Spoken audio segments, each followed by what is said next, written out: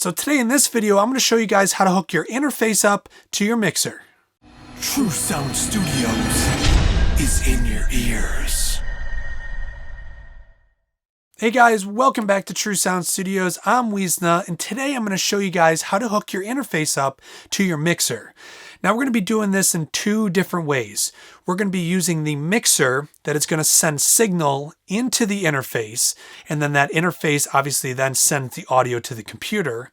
Or we can do it the other way, where the interface is then outputting signal to the mixer, and the mixer then can be hooked up to headphones or your studio monitors or some large playback systems, just to have the option of doing it both ways. Now, before we get started, check the description box down below for links to these interfaces, the mixer, the connection cables, as well as I mix and master full-time here at my studio, and all my rates are in there. Okay, so let's get into this video and let me show you guys how to hook this stuff up. Okay, so this is going to be setup number one. This is a really great setup when you want to run audio out of your audio interface into a mixer to be able to control different levels of different studio monitors, as well as the output volume for a particular pair of headphones. This is also a really great setup when you want to be able to use this live with backing tracks, where you send signal from your DAW, it goes into the audio interface,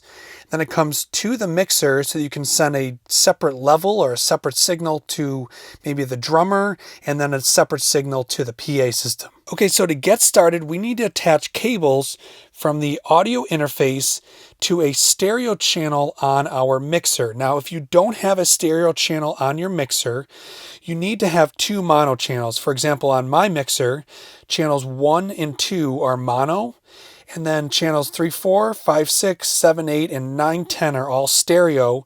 And you can see that you can see here it says 3 left, 4 right, meaning this entire channel can be controlled and be used as a stereo channel. So there's just one EQ point for each and one level for each channel. If you were to use the two mono channels, you just need to pan channel 1 to the left, channel 2 to the right, and then this would be your overall volume control for the left channel, and this would be your overall volume for the right channel. Okay, so now we're going to take two cables, and these are balanced 1/4-inch cables, also known as a TRS cable. So the one cable is TRS to TRS, and this is how we're going to connect these. So we're going to take our first cable, and we're going to connect it from the audio output left on our interface to, let's say, we'll pick this channel right here. This is channel 7 and 8. 7 is left, 8 is right. So since we're coming out of the audio interface on the left, we're going to go into the input here on channel 7. And then we're going to come from the audio interface right output to the right input on our mixer.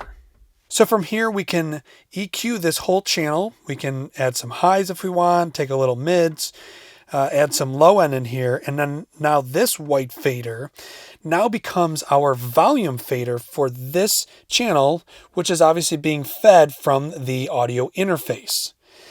Now, what's great about this is maybe we want to send a separate audio level from the stereo outputs and separately to the control outputs or the headphone output. If we want to hook our headphones up to here, this knob down here will control the output for this particular headphone. And then if we connect our, let's say, our studio monitors to here, this is going to be our volume control for that. So we have our headphones. We can connect our headphone jack to an adapter so we can plug it into the headphones. And now signal will come through these yellow cables into here, and it'll feed signal to the master section, where now we can control up the CR, which is control room, or the headphone level. So now we can just turn this up, and now signal will come out of here and be heard inside the headphones. And now we'll use these blue cables to represent the connection to our studio monitors. I don't have any studio monitors that'll fit up here, but so now we can take our one cable connected from the stereo output, which once again is being controlled by this knob. And let's say we'll use the left. We'll plug this into here.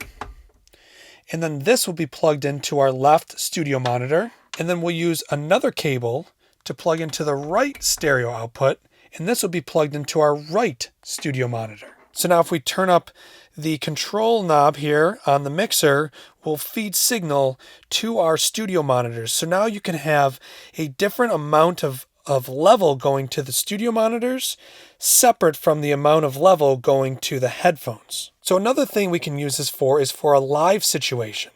So we can have our signal coming into this channel, and then maybe we can send signal to the headphones that the drummer is going to be wearing. So now we can really crank the signal so the drummer can hear the backing tracks. And then we can send signal to the PA system using the stereo output. And now we can actually alter the amount of signal that the PA system will be getting.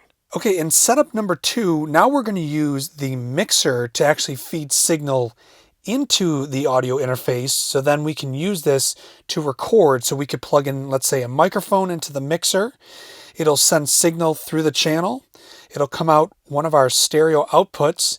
It will go into the audio interface and then be recorded inside the DAW. So once again, we're going to be using these same 1/4" TRS to TRS cables. So what we're going to do is take our stereo output left. We're going to connect one cable to it. And then this cable is then going to be plugged into line input 1 or line input left. Then we're going to take our second cable and plug it into stereo output right. And then plug this cable into line input 2 or line input right. So then we can take, for example, a microphone. Okay, this is going to have a yellow cable on it. So we're going to plug our mic into channel number 1. And put the microphone right here. And now we can have signal coming into the microphone, which then connects to this channel. We can turn up the gain and have a good amount of signal come into here. Maybe we can EQ it a little bit, send the overall level, which then comes over to the output section of our mixer. Then from here, we're going to turn up the stereo output. And then the signal then comes out of the stereo outputs, comes over to our interface, comes into the line inputs on the interface, and then runs out through the USB cable to the DAW. This is also a great setup for podcasts where you have multiple microphones plugged into multiple channels that then can be sent to your audio interface and recorded inside of your DAW. So you can have multiple people talking and record this entire conversation. You can have a live performance.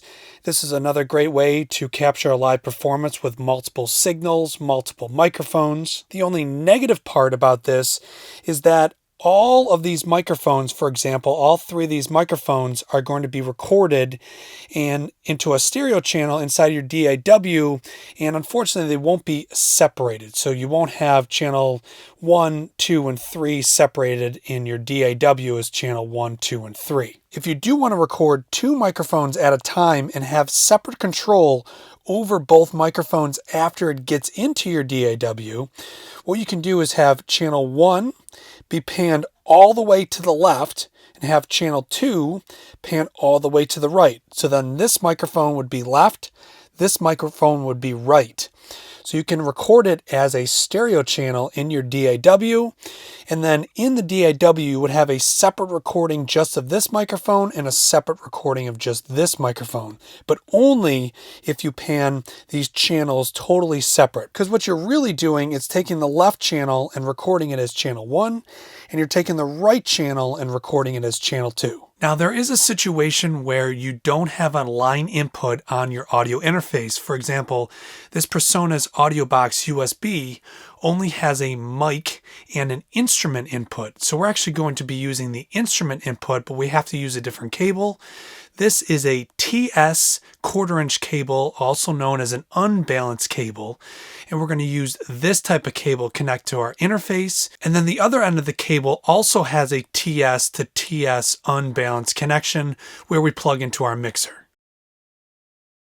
So to be clear, if your interface doesn't have a line input on it, it only has a microphone or an instrument connection, this is what you're going to have to do. I find that maybe half the interfaces have line inputs and the others don't, especially when it gets to these like budget friendly interfaces anywhere from $150 and under. My Persona's audio box USB does not have line input connections. I have an iRig Pro Duo that doesn't have line input connections, but that tone port from line 6, that one does.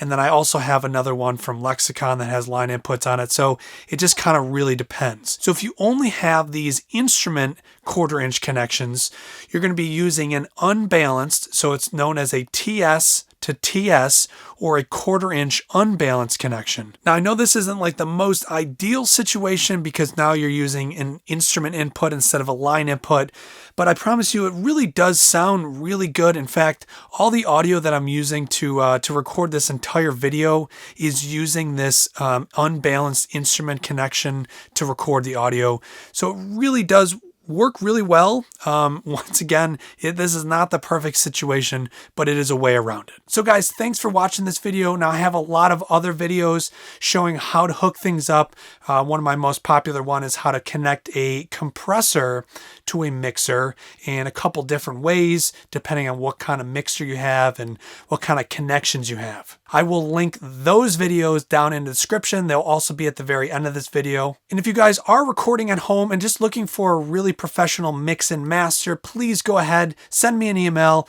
I'd love to work with you guys. It doesn't matter what skill level you're at. There's always a way to take your production, your song, just to the next level and really make it sound professional. So as always, guys, thanks for watching this video. Don't forget to find True Sound Studios on Instagram. I post there every single day. All right, guys, thanks for watching, and I'll see you guys in the next video.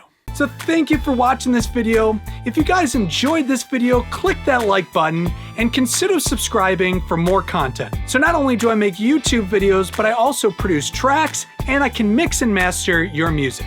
So once again, thank you for watching this video. I'm Weezna, and True Sound Studios is in your ears.